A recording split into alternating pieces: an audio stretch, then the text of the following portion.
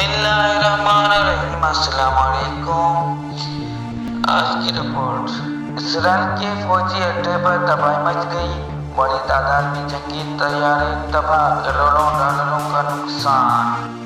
Israel में शदीद बारिशों और उसके नतीजे में सैलाबी रेले से एक फौजी अड्डे और उस पर मौजूद तैयारों को शदीद नुकसान पहुंचा है। तैयारों को नुकसान पहुंचने के बाद उन्हें वहां से हटाने की कोशिश की जा रही है। सैलाबी रेला एयरबेस के दोनों अतराफ से बाहर निकला, जिसके नतीजे में पानी हवाई अड्डे के अंदर दाखिल हुआ, जिसके बाइस जंगी तैयारों और फौजी अड्डे को करोड़ों डॉलर का नुकसान पहुंचा है।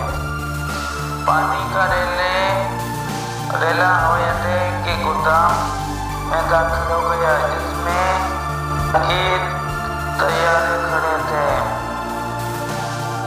उसके अलावा कई जंगी तैयारों को भी शदीद नुकसान पहुंचाए। फौजी अड्डे पर 5 मकामात पर पानी 1 से 2 मीटर खड़ा हो गया और सैलाबी पानी कई तैयारों की